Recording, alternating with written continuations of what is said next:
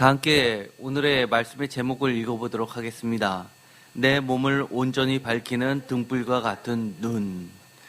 아멘입니다. 오늘의 말씀처럼 정말 우리가 참된 눈의 축복을 갖게 되기를 소원합니다.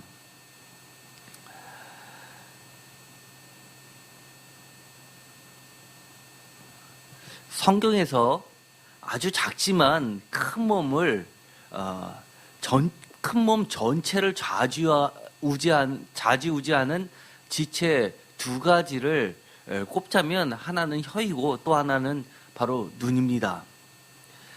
이 눈이 온 몸을 결정한다는 그런 사상은 단지 성경에만 있는 것은 아닙니다. 아마 전 세계적으로 공통된 지혜 속에 들어가 있고 우리의 언어 가운데도 깊이 반영되어 있습니다. 야고보서 3장 5절 다 같이 읽어보도록 하겠습니다. 이와 같이 혀도 작은 지체로 돼 큰 것을 자랑하는도다. 보라 얼마나 작은 불이 얼마나 많은 나무를 태우는가. 야고보서 3장 6절 혀는 곧 불이요 불의의 세계라. 혀는 우리 지체 중에서 온몸을 더럽히고 삶의 수레바퀴를 불사르나니 그 사르는 것이 지옥불에서 나느니라. 야고보서는 그야말로 신약 성경 중에서 잠언이라고 하는 불리는 것입니다. 거기서도 보면 혀는 아주 작은 것인데 이 온몸을 더럽히고 또 지옥불에도 떨어뜨리게도 할 수 있는 것이라고 이야기를 합니다. 잠언서에도 비슷한 말이 나와 있죠. 이 혀를 다스리는 자가 전쟁에서 승하는 것보다 낫다라는 이야기를 합니다.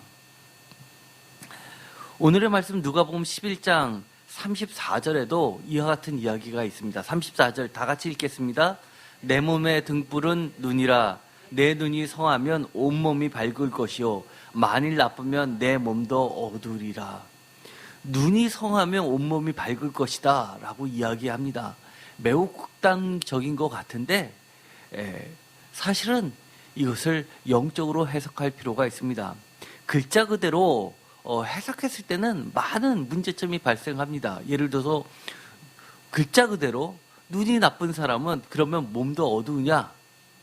예를 들어서 시력을 잃으신 분들은 그러면 정신이나 이 마음도 어두우냐?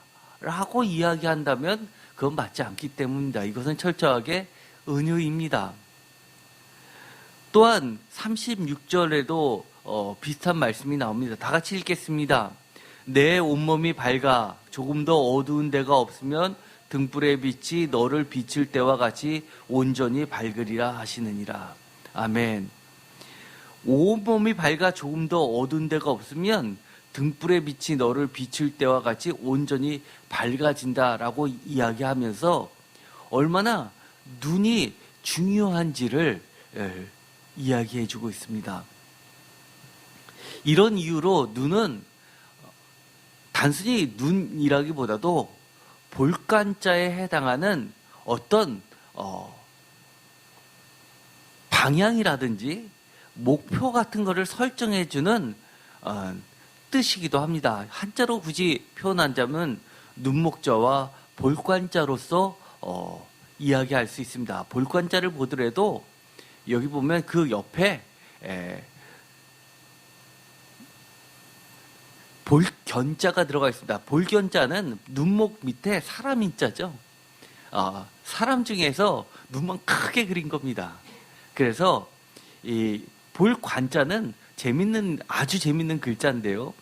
그 옆에 보면 새 추자가 있습니다. 그래서 이 볼관자는 사실은 황새를 나타내고 있습니다.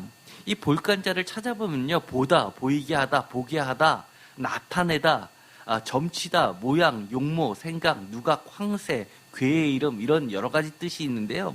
여기 보면 황새라는 뜻도 있습니다. 황새 얼마나 빼어나게 아름다운 새입니까? 그래서 이 관직 이런 것들은 대표적으로 이렇게 뛰어나고 아름답고 하는 용모에도 관련이 되어 있습니다. 그런데 이 글자가 만들어진 거를 보면요. 보다나 보이게 하다라는 뜻을 가진 이 볼관자는 회의자입니다. 회의자는 뜻을 합쳐서 만든 것이죠. 황새관자와 볼견자를 결합한 모양인데요. 황새관자만 보더라도 새추자 위에 큰 눈썹과 눈을 그린 것이 황새입니다. 여기 보면 풀초자가 맨 위에 있죠. 이 풀초자 밑에 눈목자가 또 이렇게 누워져 있습니다. 황새를 보면 얼마나 눈이 큽니까? 다른 새들에 비해서. 그래서 이렇게 눈과 눈썹을 그리면서 이 새가 새 중에서도 눈이 크고 눈썹이 멋있게 나와 있는 게 황새라는 모양으로 해서 이렇게 자태가 뛰어남을 표현해 주고 있습니다. 눈은 몸의 등불이라는 이 주제는 우리가 이미 살펴본 것처럼 누가복음 만 나와 있는 것이 아니라 이 마태복음에도 나와 있습니다. 마태복음 5장 15절, 6장 22절에서 23절, 마가복음 4장 21절, 요한복음에는 조금 다르지만요. 많이 달라졌지만 그래도 비슷한 의미를 가진 병행 구문들이 나옵니다. 특히 마태복음은 이 누가복음하고 거의 같습니다. 약간의 차이만 있을 뿐인데요. 먼저 이 말씀이 들어가 있는 이 11장을 한번 보도록 하겠습니다. 우리가 그동안 11장을 부분 쪽에서 말씀을 보다 보니까 너무나 이게 마치 밥알이 튀듯이 너무 이게 일관성이 없어 보이는 것 같습니다. 마치 잠언서에 여러 가지 지혜 문구들을 나열한 것처럼 되어 있지만 사실은 이것은 11장은 고도로 잘 짜여진 하나의 커다란 주제를 가지고 이야기를 하고 계신 겁니다. 이 표를 보더라도 이 주님의 기도가 11장 1절에서 4절까지 나오고 간청하는 친구의 비유가 5절에서 8절, 그리고 구하라 주실 것이요 이것이 9절에서 13절, 그리고 바알세불 논쟁이 그 다음에 나오게 되고요. 14절에서 23절, 그리고 24절에서 26절은 더 악한 귀신 7귀신이 돌아오는 이야기와 27절에서 28절에서는 진짜 복 있는 사람이 무엇이라고 가르쳐주는 이야기, 그리고 29절에서 32절은 요나의 표적과 33절에서 36절에 오늘의 본문인 눈은 몸의 등불, 그리고 37절에서부터 서기관과 바리새인들에 대한 화선포가 나오게 됩니다.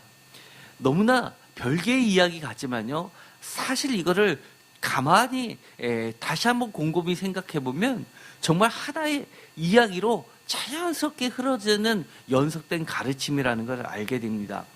먼저 1절에서 4절 주기도문은 내용과 형식 면에서 주님이 모든 면에서 모범적인 기도를 우리에게 가르쳐 주십니다. 그리고 5절에서 8절까지 한밤중 찾아온 친구의 끈질긴 간청 기도는 기도를 어떻게 해야 될지도 알려주십니다.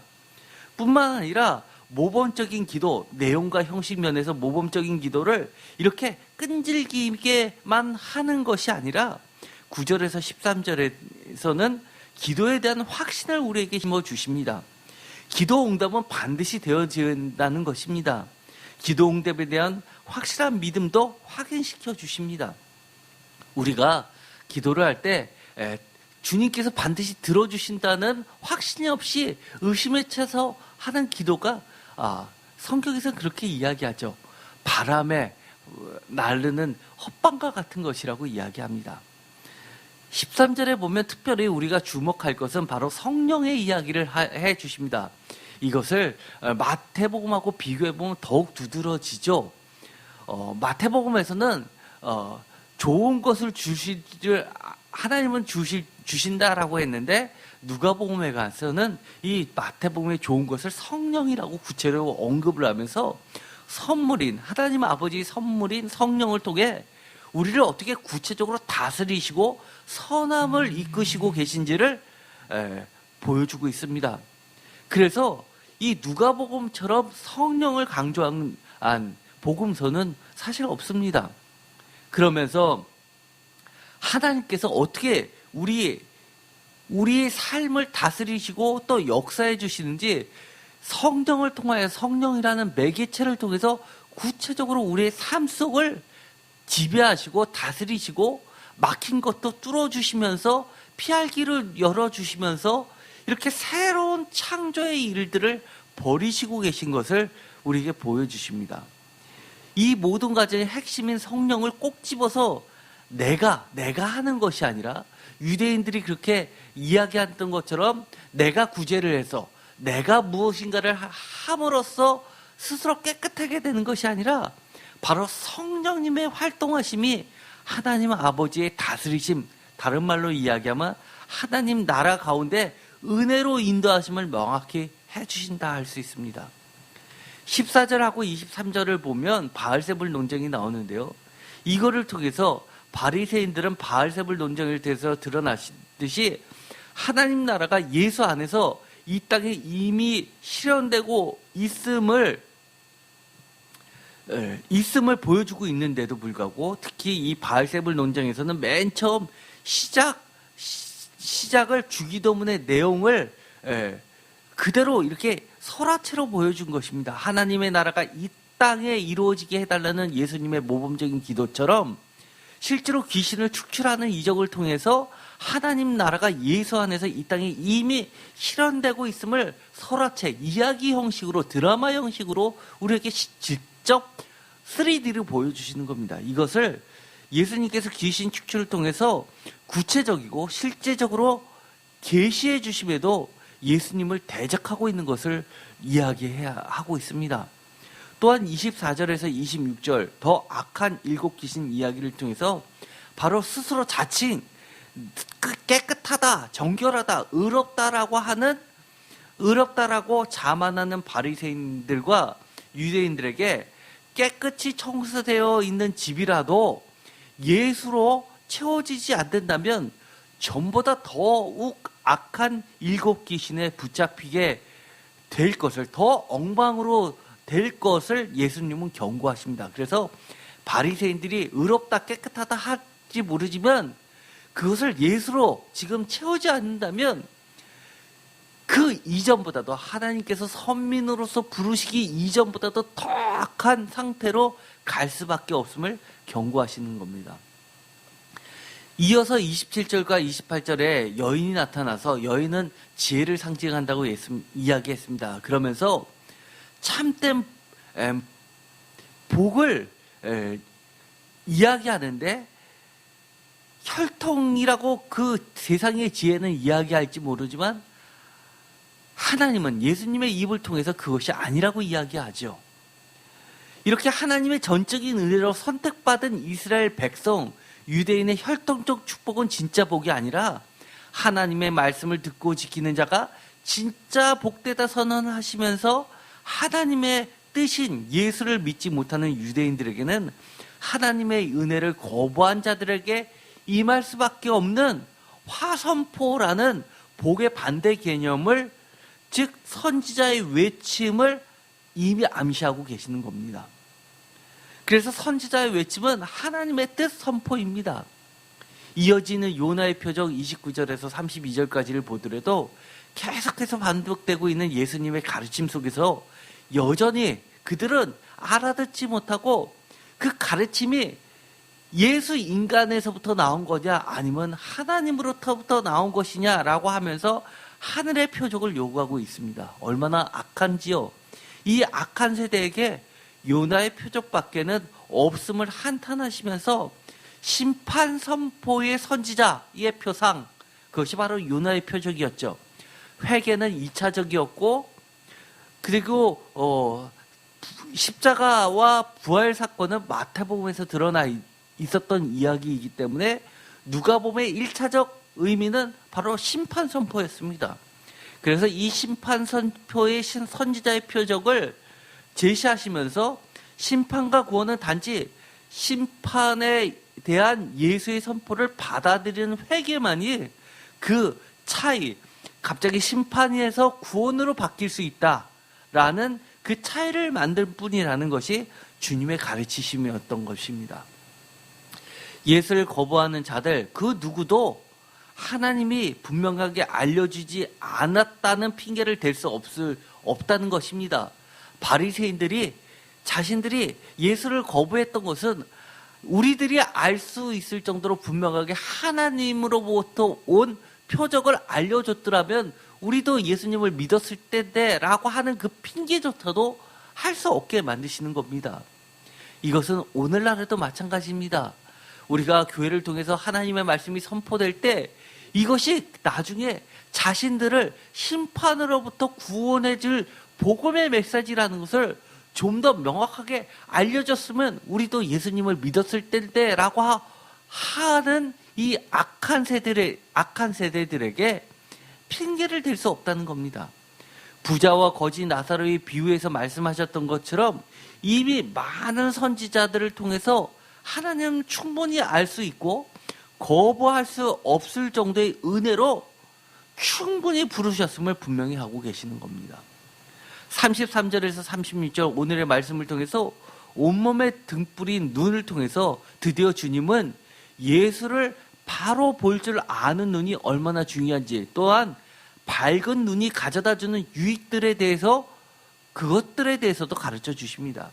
예수님을 바로 눈앞에 두고서도 하나님의 아들 예수 그리스도와 하나님 나라의 성취를 보지 못하는 자들에게는 오직 화가 기다리고 있을 뿐임을 너무 잘 알고 계시기에 참된 눈을 떠서 어둠에서 빛으로 오기를 마지막 순간까지도 주님은 초청하고 계시는 겁니다. 이어서 36절과 41절의 정결 논쟁을 통해서 다시금 바리새인과의 대화 가운데는 그들이 스스로 깨끗하다라고 하는 이런 정결법 논쟁을 통해 얼마나 변혁의 실체 없이 바리새인과 유대교가 형식적으로 겉으로 표면적으로 얼마나 외식함으로 구제라는 하나님의 법을 스스로 내가 행했다 하는 것으로 스스로의 노력으로 의롭게 된다 또는 깨끗하게 된다라는 정결법을 이루려 하든지를 얼마나 어리석은지를 보여주고 있는 겁니다. 주님은 이 가운데에서 표면적으로 내가 하는 것이 아니라 표면적인 것이 아니라 전적인 하나님의 영으로 새롭게 창조된 새로운 내적 존재, 성령님의 변화를 받아서 하나님으로부터 의롭다, 깨끗하다라는 인정을 받게 된 존재로서 안으로부터 바깥으로 표출되는 구제는 단순한 행위가 아니라 하나님과의 올바른 관계를 형성해주는 핵심적인 단어라고 이야기했습니다.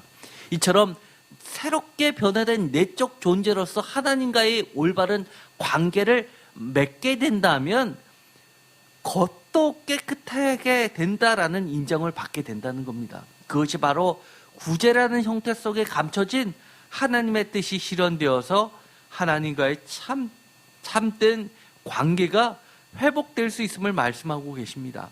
하나님의 올바른 관계가 회복된다는 이야기는 우리도 의롭게 된다는 이야기고 우리도 하나님으로부터 깨끗하다라고 인정을 받을 수 있다는 겁니다.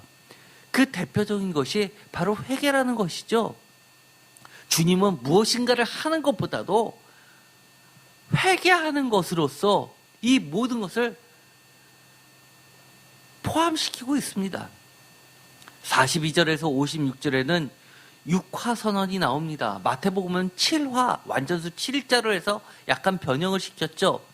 6화 선언을 하면서 선지자로서 예수를 보여주시고 계십니다. 6화, 불완전한 세상적인 것들은 모두 다 심판의 대상이라고 이야기를 하는 겁니다. 7화는 완전하게 화를 선언하는 거라면 6화는 불완전한 세상에서 6을 통해서 얼마나 이 세상은 화를 받을 수밖에 없음을 이야기해 주신 겁니다. 이제 남은 것은 심판 메시지를 들은 사람들의 적절한 반응인 회개만이 심판이 구원으로 전환될 수, 바뀌어질 수 있음을 깨닫기를 기다리고 계시는 겁니다. 이것은 아까 이야기했던 요나의 표적과 같습니다.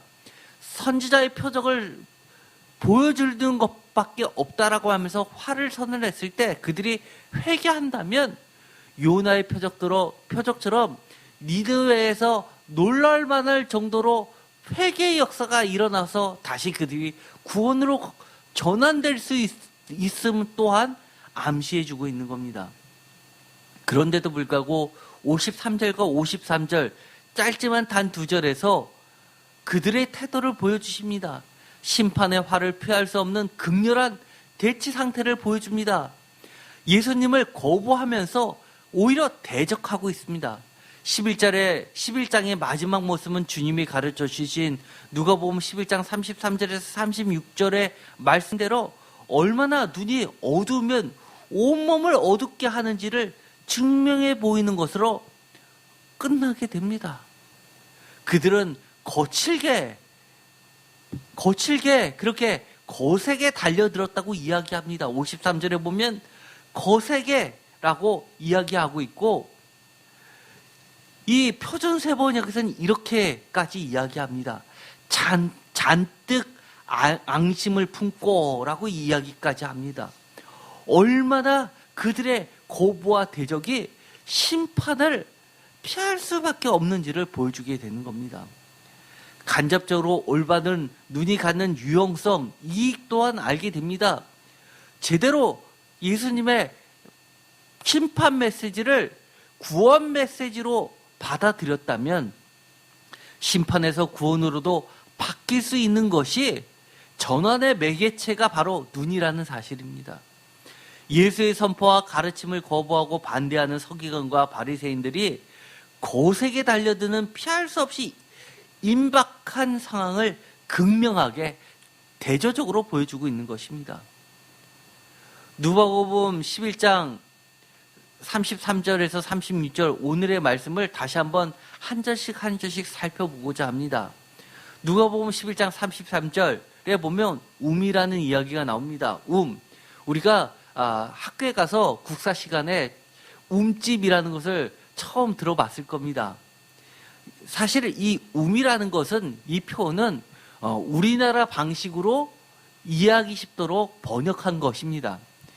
보다 정확하게 이 헬러를 보면 우리가 단순히 옛날 구석기 시대 때 이렇게 밑을 파가지고 동그랗게 들어가서 위는 지푸라기로 지붕을 만들어서 나뭇가지로 덮어서 사는 그런 형식이 아니라 지금으로 치자면 지하를 말끔하게 파서 지하실처럼 쓰는 창고 형식입니다. 그래서 헬라식 가옥의 지하실 또는 이렇게 하나가 아니라 원룸 형태가 아니라 나눠진 창고로 누가복음이 헬라식 문화로의 주로 이방인 기독교인들을 위한 복음서로 쓰여졌음을 알 수 있는 단어이기도 합니다. 왜냐하면 히브리식 가옥은 넓은 한 칸으로 되어 있는 구조가 많습니다. 이렇게 창고도 별도로 바깥에 빠져서 창고를 쓰거나 아니면 2층을 만들어서 오히려 위의 층을 창고로 써서 이렇게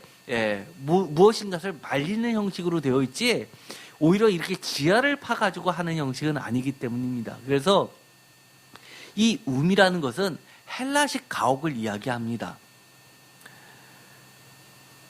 또한 보게 하려 한다라는 이 단어를 보면 블레포라는 단어를 썼는데요. 이것은 엄격히 이야기하면 그저 씨의 의미라기보다도 퍼시브나 디선입니다. 디선이라는 단어는요, 앞에 di라고 하는 이 접두어가 들어갔죠. 이거는 뭐냐면은 d는요, 다이섹션, 가를 때 쓰는 말입니다.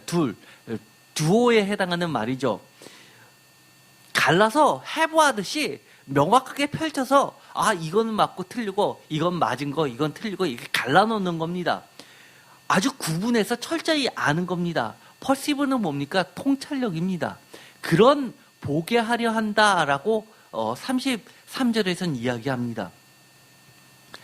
단순히 보는 것을 뛰어넘어 분별과 인식의 차원을 이야기하고 있습니다. 그래서 아까 제가 볼 관찰을 이야기한 겁니다. 따라서 빛이란 것은 올바른 성찰을 가능하게 해주고 이야기해주고 있습니다. 어떻게 보면 이 분별과 인식의 차원인 성찰이라고 하는 것이 오히려 더 적합해 보일 수도 있습니다. 성찰이 무엇인가요? 자기의 마음을 반성하고 살핌이라고 표준국어 대사전에서 이야기합니다. 그래서 이 성찰이라는 글자를 보면은요, 살필 성자하고 살필 찰자를 보면은요, 재밌는 것이 이 눈목자가 들어가 있습니다. 그리고 찰자에 보면 볼시라는 글자가 들어가 있죠. 허물이나 저지른 일들을 반성하여 살핌 또는 저지른 죄를 자세히 생각하여 냄, 이런 뜻입니다. 그러니까 이 33절에 나와 있는 보게 하려 합니다라는 것은 어떻게 보면 이렇게 저지른 일을 반성하여 살필 수 있고, 어두움은 분간하지 못한 어떤 먼지, 깨끗한 것과 오물이 묻어 있는 것과 오물이 묻어 있지 않은 것을 구별하지 못하는 것을 구별하게 해주는, 이런 자세히 생각하여 볼 수 있게 해주는 것을 이야기합니다. 살필 성자를 보더라도 살피다, 깨닫다, 명심하다, 이런 뜻들이 있습니다. 또 살필 찰자를 보더라도 살피다, 살펴서 알다, 상고하다, 자세하다, 심지어 자세하다, 조사하다, 드러나다, 깨끗하다, 결박하다, 이런 뜻이 포함되어 있습니다. 근데 이 살필 찰자를 보면요, 이 글자도 사실 아주 재미있습니다. 왜 보는 데서 출발해서 자세하다, 조사하다, 깨끗하다, 결박하다, 이런 말까지 번졌냐 라고 하면요, 이 글자가 사실은 이 제사에 쓰이는 단어였습니다. 집가자 밑에요, 왼쪽으로 달처럼 생긴 거 몸육자를 옆으로 튼 거고요, 오른쪽에 삼각형처럼 되어 있는 게 또자입니다. 오른손 우자이기도 하고요, 그 밑에 보이십자입니다. 그래서 이것은 제사를 드릴 때 모든 사람이 한가족이 모여서 조상 앞에서 자기 자신의 드러내면서 조상 앞에 자기를 보여주면서 다 같이 모여있는 상태에서 오른손으로 그 당시에 고기는 굉장히 귀한 음식이었죠. 우리로 치면 전 같은 거를 붙여서 그 위에다 올려놓는 그런 모양을 나타내는 겁니다. 그래서 집에서 제사를 지낼 때는 다 같이 목욕을 시킵니다. 깨끗하게 하려고. 그래서 이런 글자들이 다 포함이 되어 있는 거죠. 어떻게 보면 우리 언어 가운데는 사실은 이 성경에서 얘기하는 주님이 얘기하신 이 내용들이 문화 속에 다 젖어 있는 겁니다. 사실은 옛날 사람들이 이렇게 이야기합니다. 예수님이 이 땅에 오시기 전에는 또는 자기네들에게 복음이 전파되기 전까지는 우리가 당연히 하나님을 몰랐기 때문에 우리들은 다 하늘나라 갈 수 있는 거 아니냐, 착하게만 살면 됐던 거 아니냐라고 하지만, 사실은 하나님은 끊임없이 전 인류에게 모든 역사를 통해서 끊임없이 이야기하고 계셨던 겁니다. 여러 가지 문화와 형태를 통해서 누가복음 11장 34절에 보면 등불이라는 이야기가 나오게 되는데요. 이 등불은요, 이건 중요합니다. 불교식으로 스스로 무엇인가 참선을 해서 깨달아서 스스로의 자각에 의한 깨달음이 아니라, 성경에서 이야기한 이 등불이라는 것은 전적으로 외부에서 오는 겁니다. 즉 철학적 용어로 이야기한다면 절대 타자라는 말을 씁니다. 아마 대학생들이 교양과으로 철학 개론 같은 거를 들으면 타자라는 이야기를 듣게 되는데요. 이것은 절대 타자, 스스로에서 깨닫게 하는 것이 아니라 외부로부터 침입하는 겁니다. 하나님으로부터 오는 비전을 깨닫는 것, 하나님으로부터 오는 내가 보지 못하던 눈을 보는 것, 비전, 보는 것 아닙니까? 새로운 것을 보는 겁니다. 그래서 이런 깨달음을 수용의 측면에서 수동성, 받아들임의 측면을 강조하고 있는 겁니다. 몸이라는 것은 무엇일까요? 신체적 일부로서의 몸이라기보다는 전인격을 이야기합니다. 그래서 하워드 마샬 같은 분은 이거를 34절을 이렇게 해석을 합니다. 일편단심으로 복음의 빛을 받아들인다면 그의 전 존재는 빛으로 가득 찰 것이다 라고까지 굉장히 의역을 많이 하셨습니다. 어쨌든 간에 여기서 중요한 것은 몸은 전인격, 그리고 등불이라는 것은 내가 스스로 깨닫는 것이 아니라 하나님의 계시를 받아들이는 겁니다. 이렇게 했을 때 많은 유익들이 오게 되죠. 예를 들어서 주님으로부터 온 이 비전을 발견하게 되는 것, 삶의 목표가 생기는 겁니다. 삶의 태도도 바뀌게 됩니다. 당연하죠. 내가 전에는 몰랐지만 하나님이 보여주심으로써 이거네, 내가 알지 못하던 거였네 라고 하면서 새로운 내가 목표를 설정하게 됩니다. 목표를 새롭게 설정하다 보면 내가 그동안은 나를 위해서, 내 가족을 위해서, 나의 명예를 위해서 살았는데 이제는 주님을 위해서 살게 되고요. 주님을 위해서 내 소중한 것을 사실은 포기할 수 있게 되는 겁니다. 이렇게 전환이 이루어지게 되는 그 결정적인 것에는 바로 내적인 질적인 변화인 성령이 작동하고 계시는 겁니다. 그래서 오늘 11장에 전체적으로 보이지 않게 흐르는 것은 바로 이 성령입니다. 주기도문을 하시고도 가르쳐 주셨고요.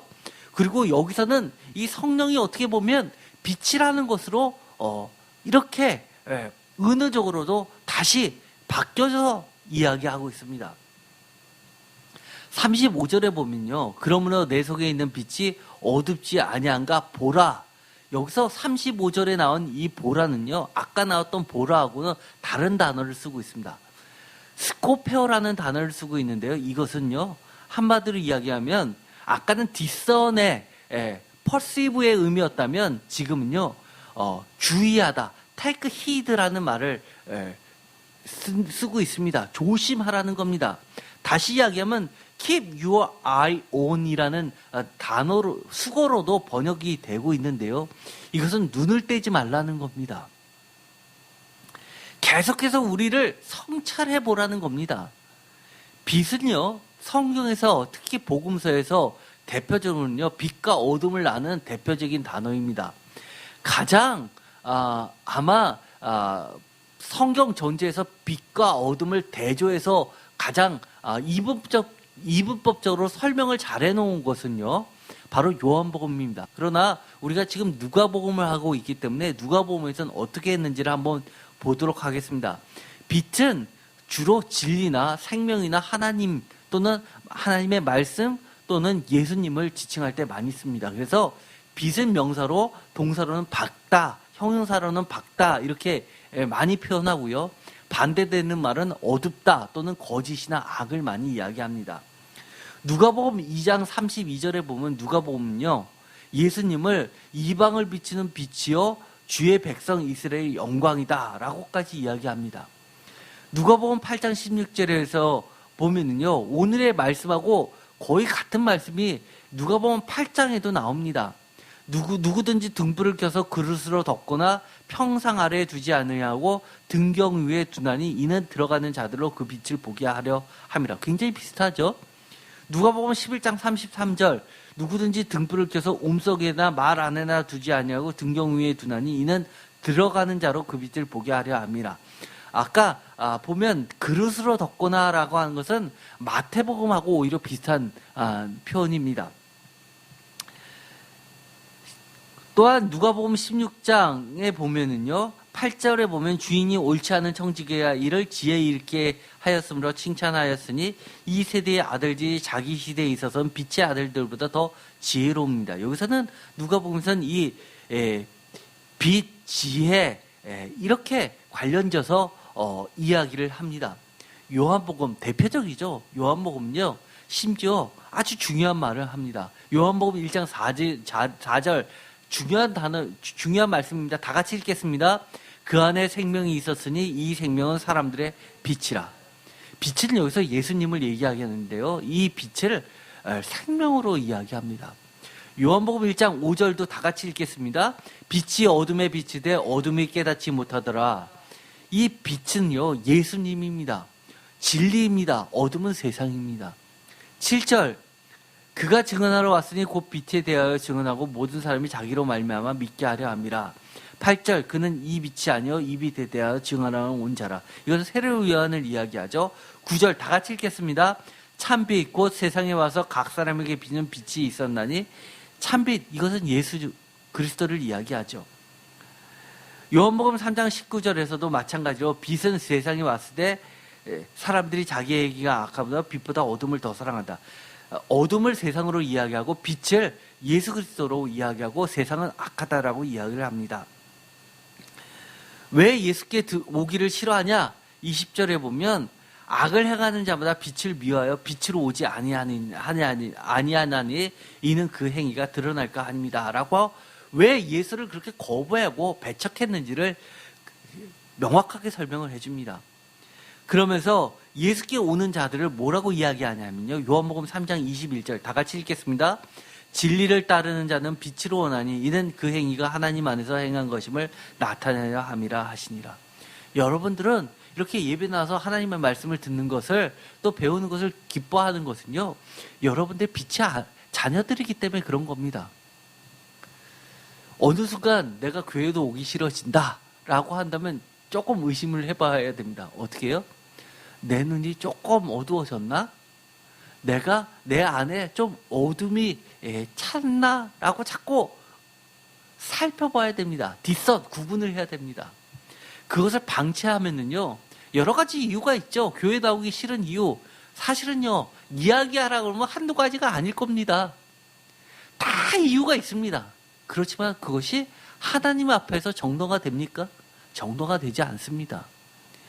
싫은 게 오래되면요, 그때는 피할 수 없는 화에 도달하기 때문에 내 감정도 자꾸 내려놔야 됩니다. 요한복음 8장 12절에 보면요, 예수께서 또 말씀하여 이르시되 나는 세상의 빛이니, 아예 대놓고 예수님이 이렇게 선언하시는 게 나오죠.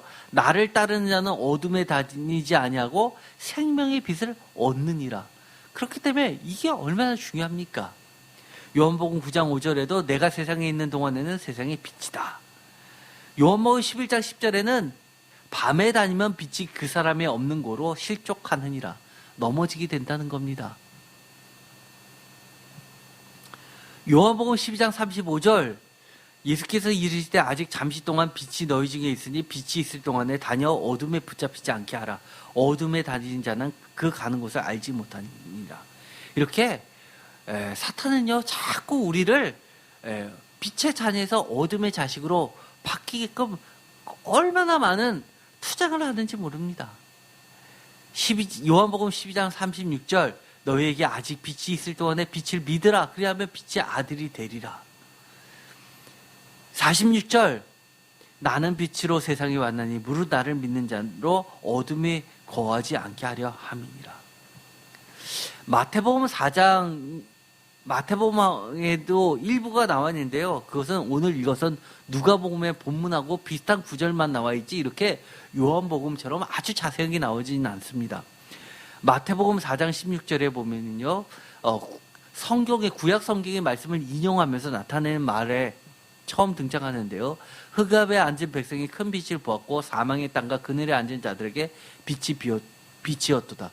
갈릴리에 대한 이야기, 이방을 비추는 빛에 대한 구약 성서를 이야기하면서 이야기를 하죠. 마태복음 5장 14절, 심지어 이것은요 산상수훈에 나오는데요. 오늘의 말씀을 읽고 나서 누가복음을 읽고 나서 이 말씀을 읽으면 오히려 더 연속수작이 있을 정도로 아주 중요한 말씀입니다. 다 같이 읽겠습니다. 너희는 세상의 빛이라 산 위에 있는 동네가 숨겨지지 못할 것이요. 너희들이 세상의 빛이 됩니다. 우리가 세상의 빛이 되려면 먼저 어떻게 해야 됩니까? 예수님의 빛이 우리 안에 가득 차야지 되는 겁니다. 이 14절의 말씀을요, 마태복음에서는 16절과 붙여서 이것을 착한 행실로 번역을 했습니다. 너희 빛이라는 것은 착한 행실이라는 겁니다. 그러나 14절만 떨어뜨려 놓고 보면 다른 의미로도 번역될 수 있는 겁니다. 이 누가복음하고 같이 14절만을 본다면 이렇게 해석할 수 있는 겁니다. 예수의 빛이 우리에게 비춰져서 우리가 이 빛을 세상에 전하는 전파자가 되는 겁니다. 선지자가 되는 겁니다. 착한 행실이 아니라 증거자여 말씀의 전도자인 겁니다. 분명하게 이 부분은 구분을 할 필요가 있습니다. 마태복음 6장 23절에도 이와 비슷한 말이 나오죠. 다 같이 읽겠습니다. 눈이 나쁘면 온몸이 어두울 것이니 그러므로 내게 있는 빛이 어두우면 그 어둠이 얼마나 더하겠느냐. 이처럼 참된 눈은 정확한 성찰을 통해서 진리를 마침내 보게 합니다. 무엇을 보느냐에 따라서 우리의 인생은 달라질 수밖에 없습니다.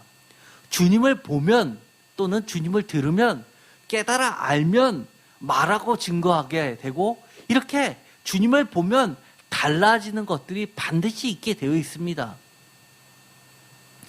주님을 보면요, 이렇게 달라지는 것들이 무엇이 있냐라고 했을 때요, 이사야서 43장에 보면 구체적인 것들이 나옵니다. 우리가 이런 이야기 하죠. 우리의 눈을 어디다 고정하는 것이 얼마나 중요한지. 예를 들어서요, TV를 틀었을 때 드라마나 여러 가지 음악 프로그램에 자꾸 두면은요, 그걸 껐을 때도 잔상이 남습니다. 그리고요, 홈쇼핑을 계속해서 보면은요, 꺼도 주문을 안 했는데도 그 물건을 사고 싶은 마음이 들고 다 시켜서 주문을 하게 만듭니다. 그런데요, 우리의 눈을요, 주님에게 고정을 하면 어떤 일이 벌어지는지를 잘 이야기해 줍니다. 그래서 우리가 시간이 남는다고 심심하다고 TV 켜지 마십시오. 가능하면 성경책 보고요, 성경 말씀 듣고요. 요즘에는 많은 도구가 나와 있잖아요. 그런 걸 잘 활용하십시오. 이사야서 43장 16절 다 같이 읽겠습니다. 나 여호와가 이같이 말하노라. 바다 가운데 길을 큰 물 가운데 지름길을 내고. 저는 이 말씀을 너무너무 좋아하고 사랑합니다. 여러분, 바다 가운데 길을 보신 적이 있으신가요? 큰 물 가운데 지름길을 보신 적이 있으신가요? 출애굽 사건을 통해서 그들은 보지 못했지만 하나님께서는요, 바다 가운데 길을 내셨고요, 큰 물 가운데 오히려 가장 빠른 지름길을 보여주셨습니다. 이것이 출애굽만의 이야기입니까? 우리 사는 인생 가운데 이런 길이 없습니까? 우리가 어려움을 당했는데요, 정말 나를 집어삼킬 만한 바다에 빠졌고 큰 물이 지금처럼 홍수가 나서 나를 덮쳤는데, 우리 가족을 덮쳤는데, 내 자녀를 덮쳤는데, 그 가운데 주님은 길을 내신다. 그 가운데 지름길을 내겠다라고 주님이 이렇게 말씀하신다는 겁니다. 17절 병과 말과 군대의 용사를 이끌어내어 그들의 일시에 엎드려져 일어나지 못하고 소멸하기를 꺼져가는 등불 같게 하였느니라. 왜 이렇게 됐을까요? 이사야서 43장 20절 다 같이 읽겠습니다. 장차 들짐승 곧 승냥이와 타조도 나를 존경할 것은 내가 광야의 물을 사막의 강들을 내어 내 백성 내가 택한 자들에게 마시게 할 것임이라. 이 백성은 내가 나를 위하여 지었나니 나를 찬송하게 하려 함이니라. 아멘. 왜요? 왜 그런 일을 하게 하셨나요? 그런 일을 왜 바다 가운데 길을 보여주셨나요? 하나님을 존경하게 만드시기 때문입니다. 찬송하게 하려 하심이라고 이야기합니다. 내 백성 내가 택한 자가 바로 이 백성은 내가 나를 위하여 지었나니라고 고백하게 하기 위함이라는 겁니다. 어떤 분들은요, 이 구절을 보고 하나님은 인간을 로봇으로 만들었냐고 항의하는 사람이 있습니다.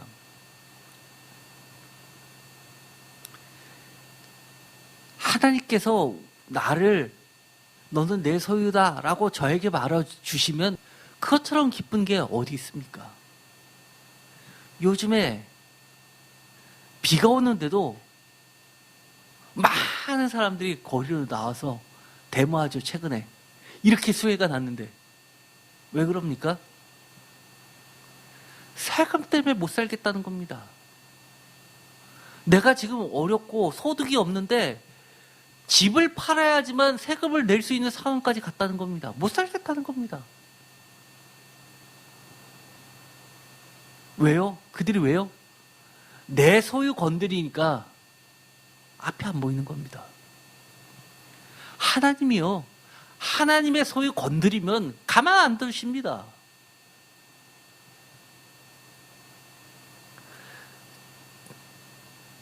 정부가 뭡니까? 국민을 잘 살게 하고 힘들지 않게 하고 짐을 덜어줘야 되는데 세금 누가 안 된다고 했습니까? 어느 정도 국민의 합의와 동의가 깔린 상태에서 해야지요. 누가 이 다주택자 제재하지 말라고 그랬습니까? 부정한 방법으로 정당하지 못하게 취득한 자에 대해서 세부조사 강력하게 하라고 지시하지 않습니까? 그런데 열심히 일해서 그렇게 해서 성실하게 일했는데 그런 사람들 다 죄인으로 취급해요. 부동산은 불로소득이라고요? 주식으로 몇 년째 병원에 누워 있는데도 몇 조 원이 증가한 이건희 회장은 불로소득 아닌가요? 자유주의 민주국가에서 이게 웬일입니까?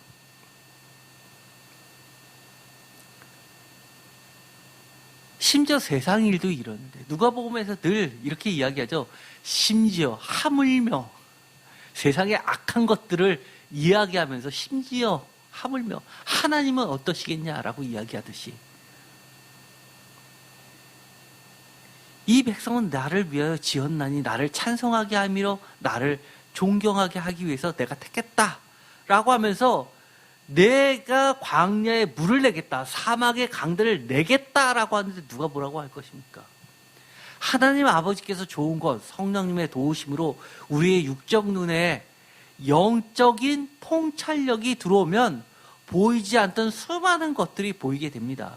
나의 삶 속에 새로운 일을 지금 행하시고 계시는 하나님의 역사를 보게 될 뿐만 아니라 어려움 속에서도 감사와 기대가 넘치게 됩니다. 분명히 하나님께서 이야기하셨죠. 이 백성은 내가 나를 위하여 지었나니 나를 찬송하게 만들겠다. 그러면서 보이지 않던 저 광야의 물을 사막의 강들을 내어서 내 백성 내가 택한 자에게 어떻게 해요?